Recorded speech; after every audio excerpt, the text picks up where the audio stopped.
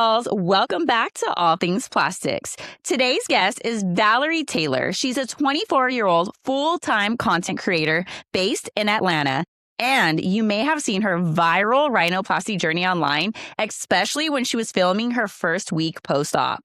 She traveled all the way to Istanbul, Turkey for her ethnic rhinoplasty, and she documented everything. The swelling, the emotions, feeling unprepared, and the real recovery moments like her mom helping her clean her nostrils and stay on top of her meds. This is such a good episode because it's honest. It's not just the aesthetic reveal. It's the behind the scenes that so many women don't talk about. Valerie Doll, welcome to the podcast.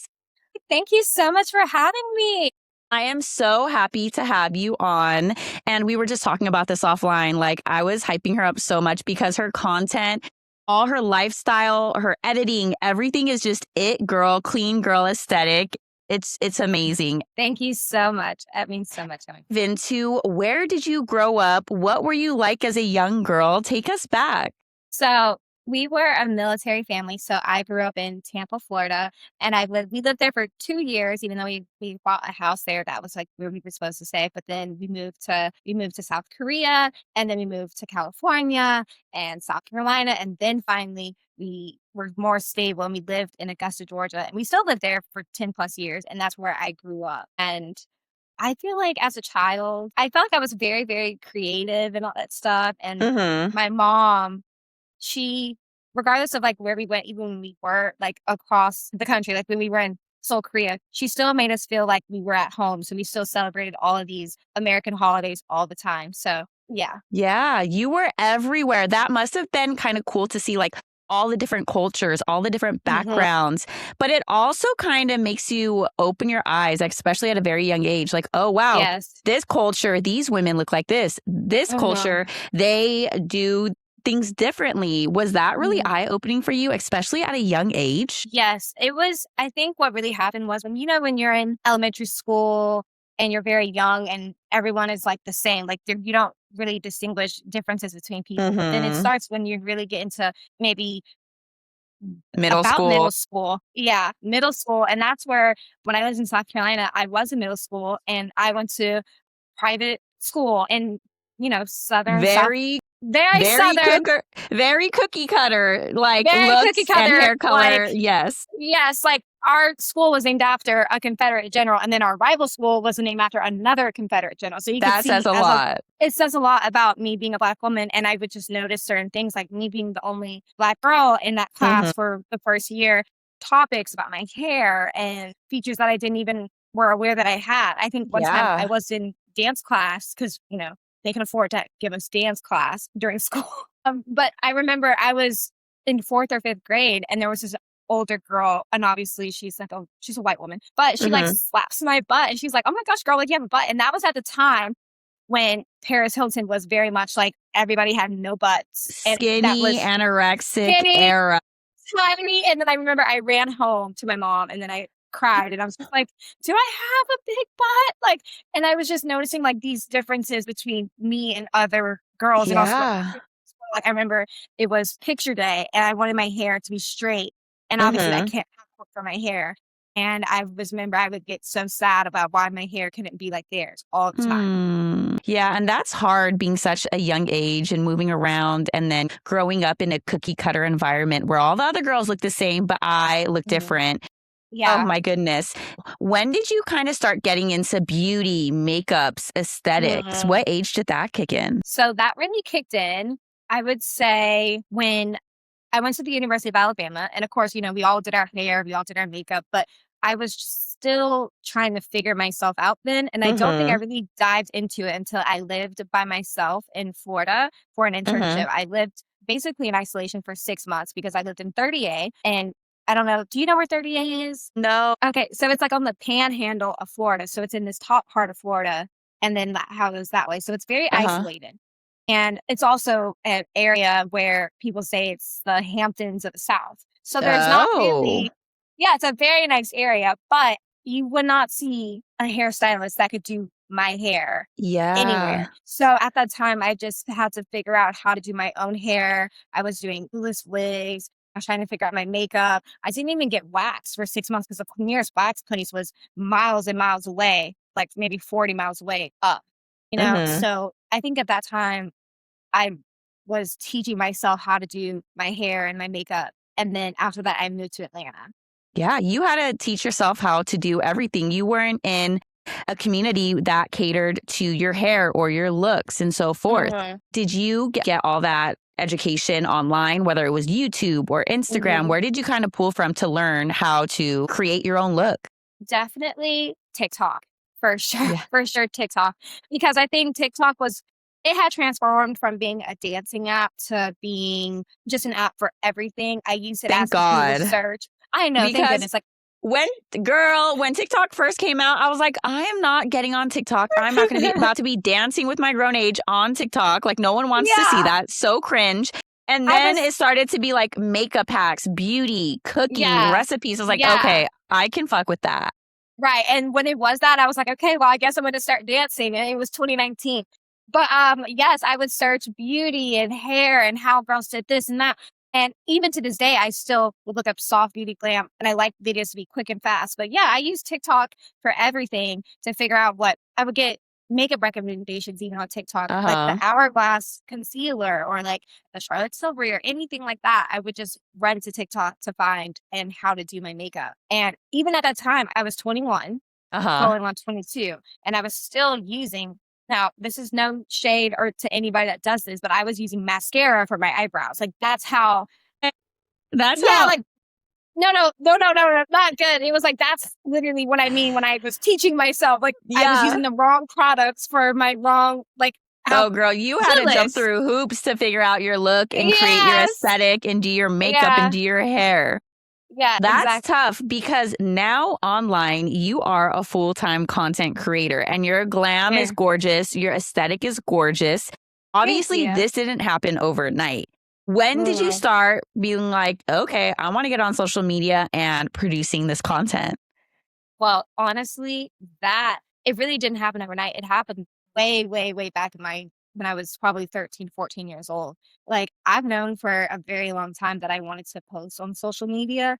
And when I was in Mm. high school, I begged my mom for a camera. I think we all sat in a circle in class and everyone says, "What do you want to do for a living?" And I said, "I want to be an influencer." Like, I said that. And You at were that coming time, up based on the year and your age, you're 24 right now. You were coming yeah, up the prime time influencer era, the influencer yeah, houses, the yeah. YouTube. Like, yeah, that was, Yes, I was seeing Trippin' with Tart when they went to their first Tripping with Tart, when they yes, went to, what's it, Bora Bora, and it was Remy yes. Ashton, all the girls. I remember watching that, and I was like, "I just wanna do that and be that," and that was before it was super, super accessible and TikTok existed, if you had to build from YouTube or Instagram, and it was Hmm. harder, very hard, but started it, and then I begged my mom for a camera, then, Hmm. I think I was just on and off trying to film on and off, and then nothing really ever stuck with me until TikTok came in 2019. Okay, so TikTok was like your saving grace. Like that is where you started to build I an audience first. Yes, it was. Oh my gosh. Now, do you feel like being in the beauty space and being a content creator kind of influenced how you saw yourself even more? I would say that I'm not technically in the beauty space, I would say, but seeing all these other girls on TikTok and Hmm. how aesthetic they looked and how they could just whip out their camera and be like this and their face, it would always look so beautiful. And knowing that I could like just flip my camera because I was still trying to figure out myself, like even like my hairline. I think even my hair was holding me back from fully going into the beauty space like that Hmm. because what comes with wigs. If your wig isn't laid properly, it'll Yep. have like white cast. And there's been so many times where I've had to refilm videos because I didn't like how it was laying, or if it was Mm. laying like awkward, weird way, Mm. like, and I would just see You just were not how feeling confident. no, I wasn't feeling confident at all, and I was trying to figure out how did they do that. So that's what I really use social media as, like learning. Like I was just learning from Yeah. others. Yeah. hmm When did you first start thinking about getting your rhinoplasty? Like, when did it first come to Yeah. mind? I've been thinking about a rhinoplasty for years. Really? I think the first time that okay, so actually I talked about this on my TikTok, and 99 or 90% of what I said was received well, but I think maybe 10 or 5% of it really wasn't received, and people like thought I meant something else. But what happened in my childhood, like my first boyfriend, I was, of course, in high school. I was 14 years old, and Mm-hmm. I had this guy that I really, really like, and I had the camera. Like I was talking on the phone. I wish I had my phone, but I was talking like this, and I was like talking like that. And he Uh-huh. said, like, Valerie, like, can you move the camera? This angle is not flattering on you or whatever. And I was just like, What? Girl, I'd be like, you're about to get the angle I give you, honey. What no, but 14-year-old? no, he was older too. So it was just like a very impressionable age of 14 when somebody tells you that something that you can't change overnight is unaesthetic or this is a pleasing angle or whatever. So then that Mm-hmm. kind of sticks with you as a 14-year-old. It sticks with you for a very long time. And then at that think I just became super, super aware of like my features and my nose. And then I realized how prominent my nose was. And I would try and do makeup and contour, but no matter, like, I would, turn the camera behind, take a picture, and I could still see my nose underneath all the Yeah. makeup. And Yeah. then you try to do such a heavy contour, like Mm. everyone and their mom. I remember a couple years ago too, like girls were contouring their noses and the noses didn't even need to be contoured. Like I they had know. It was like like you couldn't breathe. It was yeah. like, breathe. You could not breathe. So, and the more you try to put on, the more it shows, right? Because obviously it's a Yeah. contour. And then you're It's a trying to take photos and you're trying to be on camera. And then it looks even crazier than it's. Yeah, and then I think I always had it in the back of my head, but I never thought, how could I afford one? Because my mom, she doesn't believe in like spending excessive amounts of money because Mhm. she's from a different generation. She's Of like a course. generation where she's not thinking about buying anything excessive, even though like she's well off, but she's like, nope, I'm not doing it. There's And not a unfortunately, need. there's no need. And then she would also not support me doing this if it wasn't. I mean, she supported me. She was right there with me, but she was not going to pay for it. Yeah. Um, so I was just trying to figure out how I could figure it out on my own. And then social media kind of gave me that opportunity to basically fund my life that I have now and also fund my rhinoplasty. So, and I think I started wanting to get one maybe 2, 3 years ago when I really, like, at first I knew I never liked my nose, but the idea of actually getting a surgery done for real, in my adult years, I would say like maybe 2 to 3 years ago. How did you decide it was finally time? Because you've been thinking about it and you bit the Mhm. bullet. You are 6 weeks post-op. You have your tapes on Yeah. as we speak. So you Mhm. decided to do it. So what was the final like, all right, we're getting it done in 2026? Oh, so I put it on my vision board in 2025. I did. Love. Oh, she I did. manifested that I nose job, I honey. did. I was like, this is gonna happen, this is gonna happen. Like what it was for me, I just did not want to hold myself back from being behind the camera. Like I would never agree to do a podcast like this or go on camera or take pictures and have someone take pictures of me when I had my nose before because I was super, Mhm. super hyper aware that if it wasn't the angle or if it wasn't the right angle for me. And I feel like I could like, only take my pictures well, but nobody else could because it's all about the angles, especially with my nose. And see, I want to really quick, Valerie, I want to pause you right there because it's like Mhm. when you look at you, you are such a gorgeous young girl.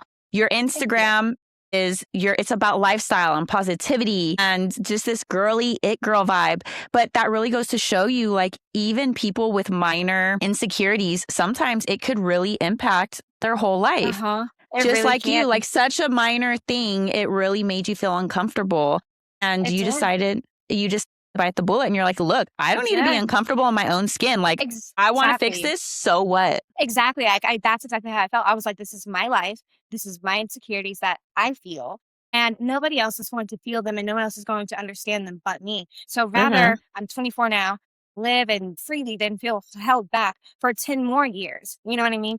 And I think I booked it. I booked at a time where I was in between my managers and it was a time period where I wasn't working as much. And I was like, all right, well, this is all the money that I have. I was thinking if all else fails and I like have to go back to corporate or whatever, I'm gonna use this money, I'm gonna go get my nose job, and that's gonna be it. I mean, thank goodness, like everything worked Mm-hmm. itself out and like I would continue and I was booking things after that. But I was just like, that was in August or Uh-huh. July of 2025. So I booked it months in advance so I could get a really good price. I Yes. found the doctor. I saved some doctors on Instagram. I just knew I wanted to get a rhinoplasty done, but And then I finally found the doctor, and I was like, all right, here we go. And You girl, know, Valerie did not play. You put that on I your didn't. manifestation board I and did. you flew all the way to Turkey, I not did. across the states, honey. You I went know. and took your butt to Turkey. Explain yourself. Okay. Nose job capital of the world. I'm like, all right, okay, this is what happened. So there was this girl that I was once friends with on social media, and she got her nose job, and I asked her how much she's quoted. She said 12,000. I was just like, 12,000. And she got it done in Atlanta. But also another thing was nose jobs in the United States. I hate to say this, but some of them are old fashioned. And Ooh. I hate to say, like, that's why all that bruising happens, because they still break your nose and stuff. Uh-huh. But also, that's no shade to plastic surgery in the US. But there was no patients on any of the pages that I saw that looked like me. Yeah. So it was just like, I did not want to give my nose to somebody that didn't know how to do it. And Turkey is specialized in ethnic rhinoplasty. Like, my doctor's page has like black woman after black woman after black Uh-huh. of doing their noses and making sure it still fit their features, like in a way that it gave them the aesthetic that they wanted, but also did not give them like a Cookie cutter nose. And basically, yes. we are moving far away from that because I understand you completely that Mhm. when you wanted a rhinoplasty a decade ago, you would get a rhinoplasty that the surgeon could do. They wouldn't necessarily match it to your features to still make it look natural to your look. And Right. nowadays, I've worked with phenomenal surgeons in Beverly Hills who actually Mhm. try to match it to your looks. So you're Mhm. not just getting this pinpoint baby doll swoop that doesn't look good on your face Mhm. because you have different features.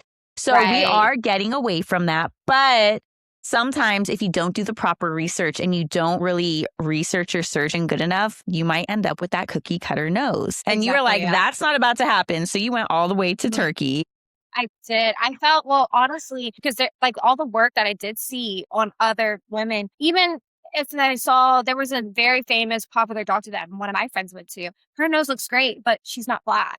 Yeah. The lack of representation mattered to me. And I'm just like, what are they going to do? I have thick skin.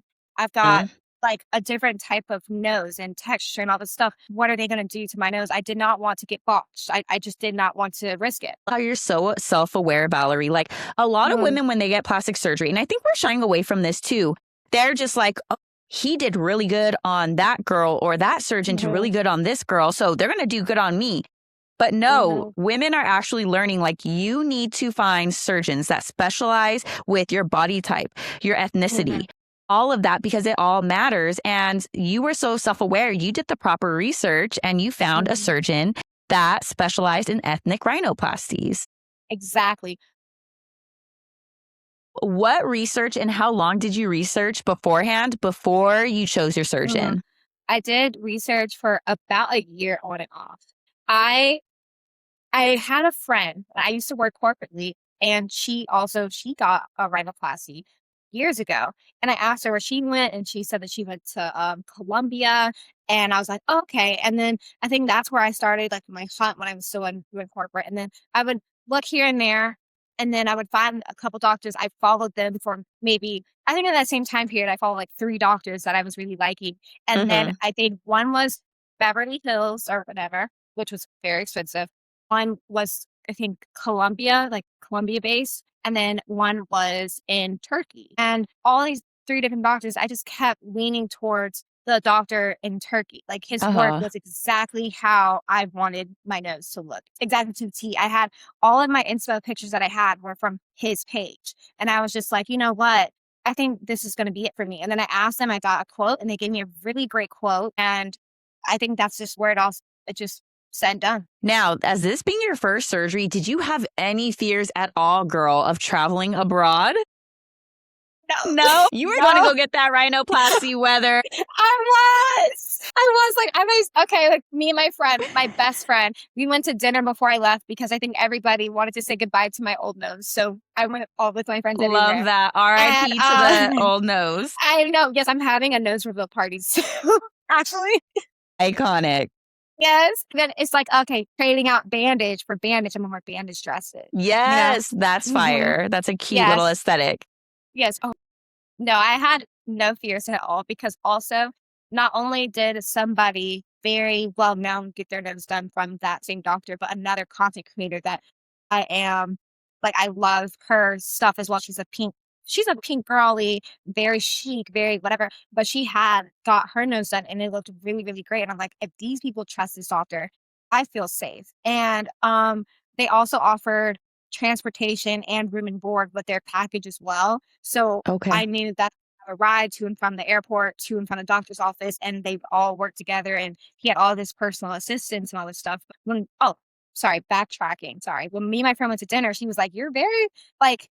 I guess she's more reserved than I am. Like, I think when she got her lips done, she was, like, very scared, but I'm like, "Oh, no, get me injected. I will go tomorrow to get my eyelids or my under eye filler done." Like, like, I don't really think about it like that. I just, like, You anything I get it want, I done. If you want something, you go and you get it done. You don't second guess and yes, you don't debate on I it. don't. I don't debate on it. I don't, and then I never felt anxiety. I never felt fear.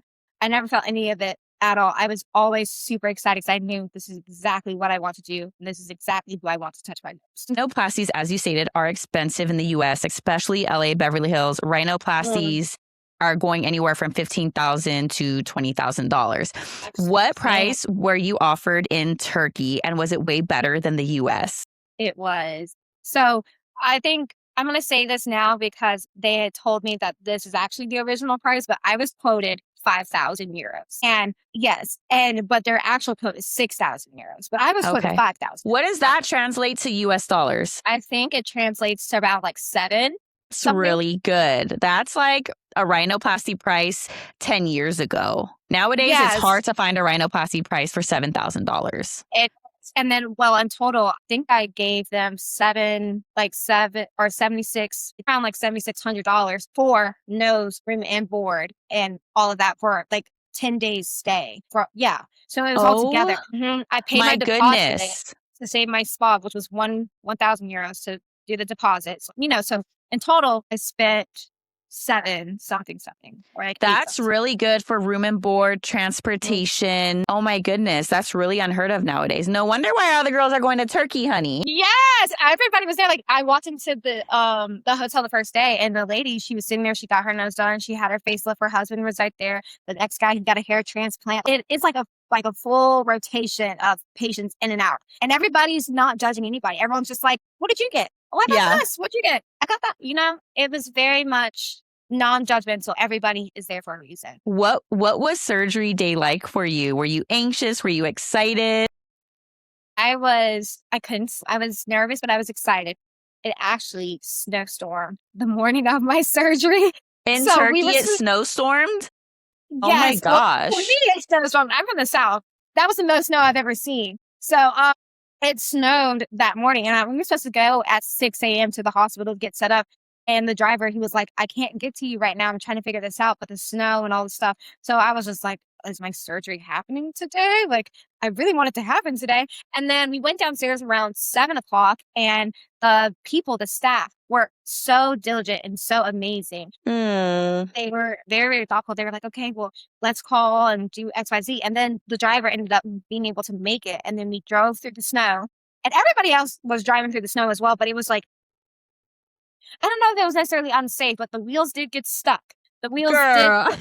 they did get stuck at one time, but after that, it was smooth sailing to the doctor's office, and then I got prepped, and they did my IV, they wrote things down, took my blood, all this stuff, and then we were sitting in the room, and then my consultation with the doctor in person. I had 2 consultations, one just like this, Virtual. Zoom virtual, and then the other one was in person, and he looked at my nose, and he just, like, touched it. Like, he went inside with his fingers, like, with a glove, but, like, with his fingers, touched everything. It took 5 minutes, and then he's like, "Okay, what are your expectations?" He asked me, and then I showed him his own inspo pictures because I would never wanna show another doctor somebody else's work. So I'm like, "This is your work. This is, like, what I'm going for. I just want my nose but smaller." And he was just like, "Okay, here's what I'm gonna do." And then he was like, "I'm gonna do this. I'm gonna do this. We're gonna take some Uh, work." He was like, "Do, do, do," like, very calm energy, and I was just like, "Sounds good to me." And then I paid yeah, I paid right after, and then, I went upstairs, they prepped me for surgery, and then they whisked me off. I went to the operation room, and I think one of the doctors was like, "Hi," and I was just like, "Hi," like, as I'm, like, about to go under, and you and were then I woke out. up, and then I was out, Yeah. yeah. Oh Mhm. my goodness. And how did you or when did you get all your clearance done? Your labs, if they had you do a urine test, if they had you do Mhm. an EKG, I think that was the morning of, like, anything that they did where they took blood or was they somebody ran I it, remember the lab they ran it that morning. yeah, so they took my pulse, all that stuff that morning around 7 in the morning. Okay. Mhm. Did you have to do an EKG where they put the little strips on your chest Oh, and yes! They did. I okay. remember that. Okay. I remember. I was just curious to see like what's Turkey's protocols for pre-op because out here we'll get your labs, right? We'll get your Mhm. urine, we'll get an EKG. That's just a Yeah. basic workup just to make sure you're healthy for surgery. Yeah. But that's good that they also Yeah. did that. I forgot about that. Good. Now, waking up, how was your first day, your first experience waking up in that PACU? Okay, so basically, they said we were gonna keep you in the hospital overnight for 24 hours, and when I woke up, anesthesia makes you shake like a chihuahua, and I was just Girl, like, shaking in that bed "I was like you're having a shaking!" seizure. I was just like, "What is happening?" That was the most uncomfortable part of the whole entire thing, It's honestly. scary. It was like It's my uncontrollable. yeah, so, like, my feet hurt so much because, like, I think my toe already was hurting Mhm. before surgery, and then that made it worse, but that was the most uncomfortable part, and then I woke up, and I was like, I'm scared to talk, like, I'm so scared to talk, and then, 3 hours after, I could finally eat, but I was so tired that I just went to sleep, and then I ate, and then the doctor came in, and he was like, "How are you?" And I'm like, "I'm well," and he was like, "Do you wanna see your nose?" And I was just like, "Yes, I do." So he, like, showed me, like, very, very soon after my surgery, and then he airdropped all the pictures to me and with his assistant, and then, that's when after 3 hours, they started the medicines and all that stuff. So before surgery, I got all my medicines with me, so then right after, I'm pretty sure I was like Antibiotics, your stool softener, your pain mhm. meds, all this good stuff. Ye yes, I'm pretty sure I started that. I can't just after, That's but I was in the hospital, yeah. pretty Mhm. cool for a rhinoplasty because typically in the US, we are not keeping you overnight anywhere for a Mhm. rhinoplasty. You are Mhm. going home, you're an hour in PACU, and then we're rolling you out to your caregiver to go home. And then you'll either come back the Mhm. next day or you'll come back in 72 hours for the surgeon to Mhm. look and make sure everything's progressing well. So they kept Yeah. you overnight, which I think it's great, especially if you're traveling abroad for surgeries. I wouldn't mind staying a night in the hospital. Like, hey, I want you I guys to watch did. me. I don't know anyone out here, anyways. Exactly, and the pain because they have this liquid IV for painkillers that was shooting in my arm, so I never Hmm. felt any pain the whole time. I was just like I did have to wash my nose every 3 hours after, like, that first 24 hour Uh huh. almost Times, but you had to rinse your yeah, nostrils every certain amount of time throughout the day mhm, just to make sure yes, you're irrigating, getting any blood clots out, mucus, so yes, forth. exactly, exactly, yes, and I would not have been able to do that without my mom. Yes. Yeah. And yes, that's what I was going to ask you. Your mom went with you to Turkey. Yes, I would not have had it any other way. I had to tell her, I was like, "Mom, I'm doing something. I'm going to get a nose job." This was in September when I told her, and I already paid my deposit. And I was just like, um, "I really would like for you to come with me." And then we actually had a very heart to heart moment in that Oh, moment together. wow. Yeah, because I feel like for some reason we finally could relate on something as well together. And then she was like, "Okay, as long as yours, it's your money." And I was like, "Alrighty." And then I booked it. I found the flights. I found this, and then we were off to Turkey. And without her, I feel like her natural motherly instincts just kind of just kicked in. And she didn't need any explanation to do anything. She was always there. She would help me up. She would help me wash my nose. She was so encouraging. I feel like I would not have Wow. been able to do that without her. I even thought maybe I might have to go to Turkey by myself, and I was like, that would have been awful. I think I would have cried of how much stuff that you have to keep track of on the hour, on the dot, and just Hmm. marking stuff as we go. And I love her so, I so, so much. love that you had that experience that your mom went with you. A Yeah. lot of girls don't want to tell their parents for multiple Mhm. reasons. And then they tell Yeah. them afterwards that they do something and they'll take a Mhm. friend or they'll take a significant other. But the fact that Mhm. you asked your mom and she was able and she was willing and she was so supportive and big thing, she was encouraging because Mhm. whether we know it or not, women need encouragement after surgery. Even if it's Mhm. just a rhinoplasty or even if it's just a breast aug, Mhm. we still need the encouragement and we need the help. Yes, I fully agree with that. And I feel like too, even if some of my friends didn't understand, they still so supportive. Like obviously your friends are like, well, you're beautiful regardless, but I'm right here with you please check in, give us FaceTime call. All of them were very much happy, and my mom was happy. And anybody that mattered to me that I had a personal relationship, regardless if they were on the internet, because, some people are like, oh, I don't get it, da da da da, but they don't know me. But anybody that truly loved me and knew me, they were right there by my side. You went viral, especially during your first week post-op. What was that week like for you actually living in real time? How was the pain? Were you able to eat? Were you able to sleep? Were you like, what the hell is going on? I didn't expect any of this. Oh, so actually, I don't even know if the opposite happened. Like, when I was in Turkey, I already had a sort of a social media following. And then when I was posting me traveling to Turkey, me the day after, not the day after, but just a couple days after, showing you what a day was really like, of showing what I had to eat and what I how many pills I took and all that stuff, I was actually losing followers. Like, I lost, I think, 1,000 followers from the time I like went to Turkey to like maybe the time I was going to the airport. And then a video that did really well for me was me just being very much not given a crap. Like, I just could not have cared what anybody thought. And then I put in a very short video in pink font, and I was just like, fresh nose job, pink Remova, never full overfill. Like, that was a video for me that actually did really, really well. And the people were like, this is so diva core, so diva coded. Yes, diva. Like, that's when I was like, okay, so this is the vibe that the people want to see. And I was just like, oh, Yes. okay, great. And then that's when I posted on Instagram as well. And then it did very well on Instagram, very well on TikTok. And I felt like people were like, oh, this is so chic. I love the nose tapes in the airport. And like, yeah. And I was just like, yes, very diva coded. Yeah. Yes. And you shared your whole week post-op, your mom helping you, doing your meds, doing your nostrils, feeding you, taking you to your appointments. Looking back, did you expect that there was so much to getting a rhinoplasty? Because a lot of people in your comments were like, oh my gosh, I didn't know that all of this needed to happen. I thought you just get your rhinoplasty, you ice a little bit, you go home, you call it a day. But there was so many post-op treatments that you needed to do. Yes, and I did not expect that either. Like, I think I saw how much medication that I needed to take. They already pre-sent it. So Mm-hmm.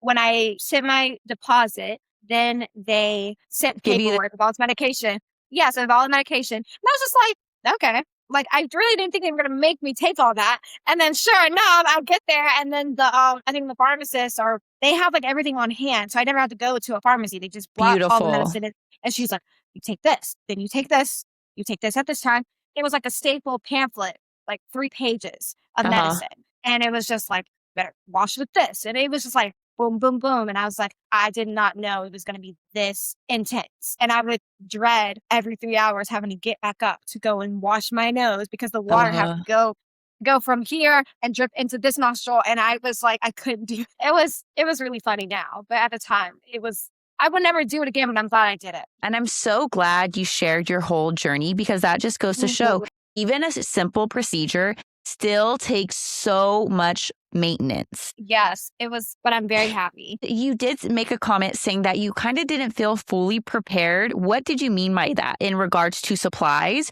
or in Mm. regards to emotional state? So I think emotionally, of course, when you get your nose done, the first week you don't see it at all. And then whatever, it's a very common thing that happens to a lot of women that get some work done on their face. When they see it for the first time, it's very swollen. You really like, I'm like, oh my gosh, what Freak have I done? out. They took off my stuff. And then I looked at my mom and I was like, do you like it? And she was like, yeah. And I was just like, okay. And then I saw it, and like you could see my nostrils. It looked almost not Yes. raw, but it was swollen. It's been a Inflamed, hard swollen. cast. You will It have was big. unilateral swelling. And that's what I tell a lot Yes. of my patients. I'm like, look, the first couple of weeks, we're going to look like Frankenstein. Everything's going to be Mhm. swollen. You might have some bruising. Things are going to Yeah. look uneven. You have to wait till the inflammation phase is gone. Everything is down. Like, Uh, do not focus on it right now, because you will tear yourself apart, literally. but yeah, but when I saw my photos, I saw what it was going to look like. I looked at it, I was just like, this is what's supposed to happen. But I was on TikTok using it as a search engine, asking, is this a normal, common experience? And I see all these other girls having the same reaction I did. And I felt at ease again. And I was just like, Yes. it's just going to take time. And I think the first time when I was able to take my hard cast off, I think when I got home, maybe a week after, surgery. So 2 weeks post-op, I was able to take my hard cast off, and I was seeing it progress and grow. And I'm like, all right, like I'm liking this. And then one time my nostrils were uneven. I was just like, oh, I'm scared. And then it became even again. I was like, all right, we're good. And now Yeah. I've like taken videos maybe even yesterday, and I'm just like, I am loving this, even though it's 6 weeks post-op and I've got so much time to heal still. Yes, you are still very fresh, so give yourself Yay. grace. Healing Yeah, is not linear, it's very slow, and you just have to remember that small progress is still progress. absolutely. I feel like right now my nose isn't draining all the time. Like I think I'm not experiencing mucus or like any of that anymore, which that's a big sign of growth. My stitches have almost all fallen out except for like maybe one or two here and here. But this one, it's all fallen out. Good. I think I finally have nose hair again. You're all Yeah. noticing your nose hairs. Yes. And how was your pain the first couple of days post-op? Rating it from 0 to 10, 10 being the worst pain you've ever experienced, what would you give it the first couple of days or the first week? The first week, I'd probably say like a 2. I didn't Wow. really experience much pain here, just discomfort, but I felt more pain like from the rib cartilage that they took over here than like pain that I would have felt in my nose. Yes. So just for everyone's awareness, Valerie got a small portion of her rib grafted to her nose just to help. Is that they put it on the bridge of your nose? Yeah, so they could put it on like the tip. The tip. If you need photos, I could send you some photos. If you Yeah, need them. girl. We'll definitely throw those photos in. So you're saying that small incision kind of under your breast by your rib cage hurt more than the actual procedure of your rhinoplasty. Yes, it did. Like I think when I was trying to sit up, my mom would have to help me sit up because I just couldn't do that. Use Or your I couldn't core. even laugh. Yeah, like I couldn't laugh, I couldn't sit up. And when there was times where me and my mom were laughing when something had happened, when I was in Turkey still, it would still hurt. Like up here, not hurt, but it would feel like it was throbbing here and then Yes. pain here, like shooting pain. Under your breast. Did you have any congestion or any headaches at all? Yes, my Yeah. head did hurt. I did have my ice packs on my head. I would wear them all the time. That is the number one complaint from a lot of rhinoplasty patients is the headaches, that they are Yeah. just intolerable. They do go away, but I like that you were icing. Icing helps a lot between your forehead, your eyes. It really Mhm. helps with the inflammation and with the pain. It did. I think without my ice packs, I was sleeping with my ice packs just laying on my head, and then I would sleep all through the day and then be up all night. I think I was still on American time. So it'd be 4 or 5 in the morning, and I'm sitting here watching Netflix, and then I'd sleep through the day. From your content, your vlogs, it seemed like you were really consistent with your icing. Were you on top of it and changing it out and putting a fresh one on? Yes. I Yes. had brought my own.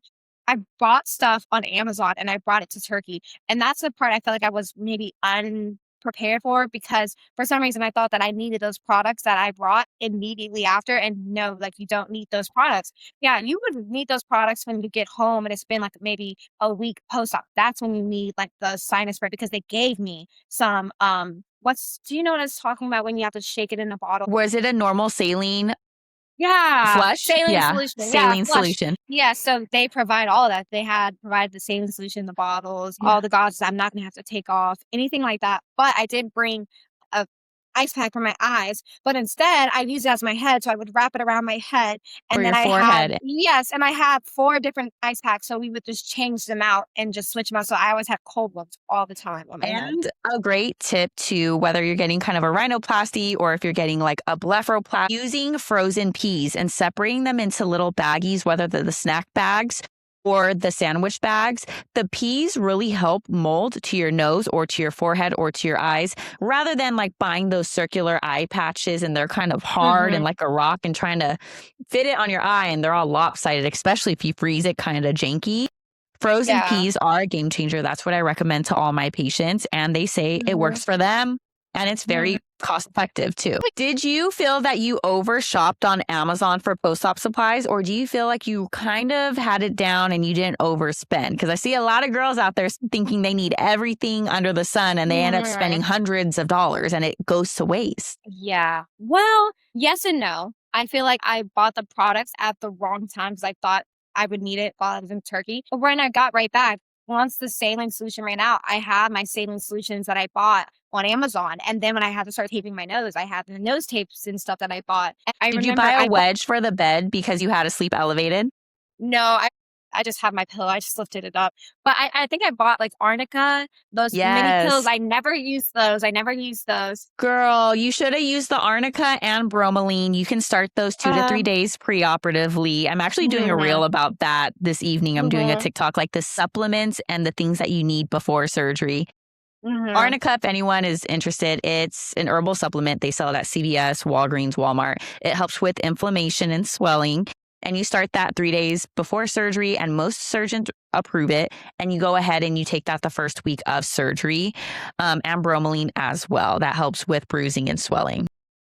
Was the medicine that I did prescribe, isn't bromelain like it's a pineapple-based supplement, right? Okay, so it has, so yes. Yeah. So I was taking that right after. And then I was Very drinking good. pineapple juice way before as well. Good. So I don't know. And I always tell all the girls, like, being on top of your pre and post-op maintenance is so important. Do you feel that if you weren't on top of your meds, your icing, following all the doctor's post-operative orders, that you could have maybe had complications, or it could have affected your results? Oh, absolutely.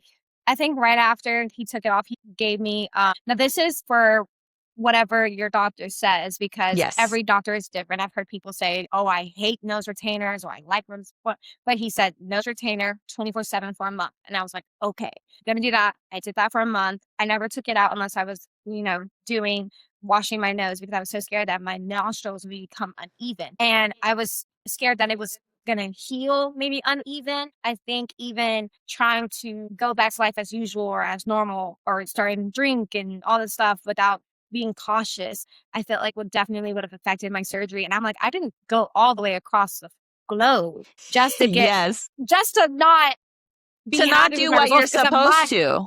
We had talked about it, and he was like, now post-op, I need you to be very You on need top to of lock this. in. You need to lock in. That's what he basically said. Like, you need to lock in so you love your results and you don't have any complications, because I can only do so much. I can do your nose and make it look great, but if you don't do what you're supposed to do, that's something that I can't help you. Can't help you. Sorry, boo. Yeah. Did my job. Now it's time for you to do yours. And that's follow all of those instructions, do your treatments, take your meds, so you can have the best outcomes. Yes. Let me show you real fast. Grab it. So I know that it's small because the other sheet of paper, it was so big and I got overwhelmed. But this was like my list that I had on my fridge of all of my stuff. So it says nose job schedule. And I would just mark everything as I completed it. I love it. Yes. And I would just mark everything 3 times a day, the times I need to take it. And I just had it right on my fridge so I would never forget. And that is the way to do it. Having a list or a notepad, or even in your notes in the phone section, having it ready and able to go so you can track your meds. If you have drains, the last time you iced, questions that you have for your surgeon. This is a big one, because throughout the various stages of healing, you will have different questions. And guess what? When you go to that post-op appointment, it goes by very quick. You're most of the time in and out, and you're just focused on the aesthetic part. But then you get back in the car and you're like, shoot, I had questions I was supposed to ask them. Having a checklist, writing things down is the easiest way to stay on top of everything and making sure you're doing what you're supposed to do. Right, exactly. And my mom, she also set timers in her phone. So once I heard that timer, I was just like, ugh, because I have to get up. But I knew it was for the best. Like, I have to do this. I was just like, again, it was just so repetitive of medicine, nose wash, all this stuff. It was so many steps, but I'm happy. I'm so happy that you are 6 weeks post-op. You are thriving. You didn't have any complications. You went to Turkey and made it back, girl. No, you have no bruising. None. I've never had any bruising. Good. I want to talk about your viral moment in your social media. Did you think I know you posted like you're packing for your rhinoplasty, but when you posted again, like the 1 week post-op and doing all your treatments, did you expect that content to go that viral and get the traction that it did? Well, if I'm being honest, those videos did not get as much traction as some small little video that I posted that was maybe 5 seconds did. So those videos that were inquisitive and informative, those videos. The one you spent all the time on, putting all the content in. Yes. So for numbers wise on Instagram right now, one of those videos had like 50,000 on Instagram, and then on my own TikTok, it only has like 30,000 views or whatever. But then the Mm. video with me in like in the airport when I put like the small short video, that one has like 1.1 million views. And then on TikTok, that also has like a similar amount of views. So it was like for people that wanted to have questions and ask and who's your doctor, all this stuff. I felt like that video was very, very informative for people that are seeking a rhinoplasty in Turkey or wanted to do an Mhm. ethnic rhinoplasty. But any like fun, short, small video, I feel like could grasp a bigger audience of people just, oh, this girl, she's doing exactly what she wants to do. She's full-time diva. We love it. And that, I Not feel like that's so, why. like, plastic surgery-focused questions on those bigger videos. Yeah, exactly. And have your DMs been a little bit busy? Are the girls asking a lot of questions and quotes? And how Yes. was your experience? Yeah. Yes. So I get lots and lots of questions. So they ask, who's your doctor? Where'd you go? How much did you spend? What was the saying? Like even this morning, I was texting a girl back and forth. She asked me about where did I go? How much and all this stuff and what was my experience like? And I get lots and lots of those questions, even in my comments as well. And I'm never going to gatekeep. Like I always send the doctor as well because I'm like, you want your nose done, please. By all means, here is his profile. Here is his page with everything. Girl, I'm so curious. Why did you not decide or did you not want to do a collab with this surgeon? Because I know you're full-time content girly. Did that ever cross your mind or you kind of didn't want to go that route? Well, actually, by the end, we did end up collabing. My Okay. video, yes, my video is cross-synced post on his page. Okay. And we're friends on TikTok. She said, we're friends on TikTok. She's friends with the surgeon in Turkey, honey. Yeah. Yes, we're mutuals on TikTok. Into it, did you approach it like a lot of social media girlies do this? Hey, I'm a content creator. I would love to get this procedure. Yeah. Do I get a discount or do you want to do a collab? Or were you just want to get your nose job and you weren't interested on the games? Right, exactly. Like, I think I just never thought about it in that way of wanting to collab to get a discount because it's just something that I wanted to do. Uh-huh. And even the thought, like, a whole time I always felt like I was going to document it because since I post so much online, I can't just one day pop out with a new nose and be like, yeah, like go missing and then pop out with a new nose and be like, oh no, this has always been my nose, like the whole time. And like, I feel like people that consume social media, including myself, I don't appreciate it when girls just like they'll get work done and then be like, this is completely They're not natural. transparent about it. It's not transparent. And I didn't want that. But sometimes I don't necessarily think that I'm this person. No, like You don't think that you're that it girl, but Valerie-Taylor, you are, honey. Your aesthetic is everything. The girls love to watch your lifestyle and love to watch your content. It is 2026. Embrace this new era, this content girly. It goes to show that like you really wanted this rhinoplasty and you didn't go to the surgeon to try to get a discount. You're like, I'm going to get this regardless. Here's my money. Let's go. And I love that. I don't even know if I did get a discount or I don't know why mine was 5, but they're usually quoted 6. So maybe I did get a discount because he went into my Instagram because we communicated, not him, the doctor, but the coordinators, admin people. I don't know how I got quoted 5, but it's usually 6. I don't know. Okay. So maybe it was a referral discount. Maybe it was for them to use your pictures for social media. Maybe it was just a summer discount. Who knows? But you didn't go into it like begging for a discount. You were going to get your nose job regardless of the situation. Regardless. And I'm like, you wanted him. I'm getting on his books. I was on his books for 5-6 months. Like, I'm like, I was counting down the months. Yeah. For someone or any of the girlies considering an ethnic rhinoplasty, what advice would you give them? I would, for one, I recommend going to Turkey. I feel like Turkey is a very safe country. I felt very safe the whole entire time, but I would recommend going to Turkey because one, that is the nose job capital of the world. And I've also seen some rhinoplasties when I was doing research, even post-op about my nostrils and all this stuff. And I was seeing maybe more botch surgeries. And I don't wish that upon anybody. So I would definitely recommend going to somebody that you know that they could do their work on your nose and it's going to look proper. I would also recommend not letting other people hold you back from doing what you want to do because at the end of the day, it's my body, it's your body. other people cannot see how you feel. And I think Yes, that's a lot of ma'am. things that I feel like people on social media, like I posted a video of me talking about it. Now, this video actually did well. One of these videos where I posted it 4 days ago, and it was on my TikTok, and I was talking about why I got my nose done. And there was a lot of opinions, and a lot of opinions that were the 10% that were not as positive. They would say stuff like, I just look back at your old videos. It was so cute to me. You did not have to touch your nose. You did not To have to do you, that. boo, but we're talking about me and how About I me, feel and how I it want was, to show up in this yeah. world. Yeah, and it was just like, honestly, I don't mean to sound like this, but this has nothing to do with you, and it has Period. nothing to do with, like, how you feel about my nose. It's about how I feel in my nose, in my skin, and how I felt. I felt like I was holding my own self back because I was insecure behind camera, and I would admit that I was insecure, but I just didn't even like that. I didn't love that because it just wasn't supportive of girls supporting girls. Even regardless, I also got nice comments of girls saying, like, you were beautiful before, but I love your new nose now. I'm so happy you did this regardless of how I feel.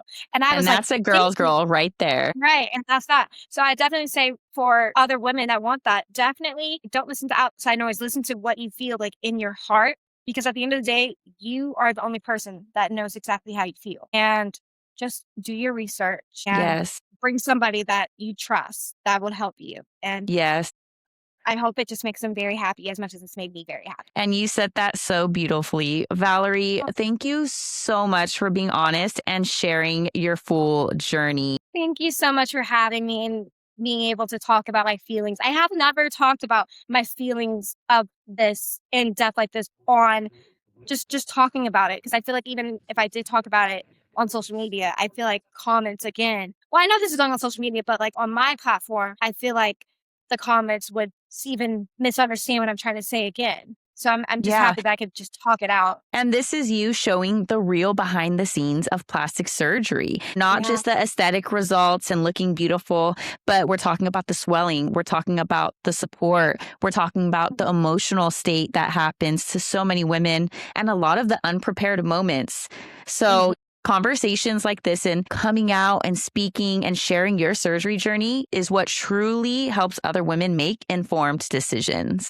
Absolutely. And I think even documenting your journey for other Black women to see, because I think if other Black women didn't document and I didn't see them, then I wouldn't even have the courage or the guts to film and document and also go abroad as well. So I commend them as well. Absolutely. Yeah. Absolutely. And ladies, if you're listening and considering a rhinoplasty, especially abroad, let this episode remind you, always be prepared, do your research, and support means everything, just like Valerie had her support with her mom. You girls can go follow Valerie at Valerie-Taylor to see her full journey. And as always, full episodes of All Things Plastics are streaming on Apple and Spotify. Valerie doll, it was a pleasure. It was such a pleasure for you to have me. Thank you so much for having me. I greatly appreciate it. Of course. We will see you next week, dolls. Bye.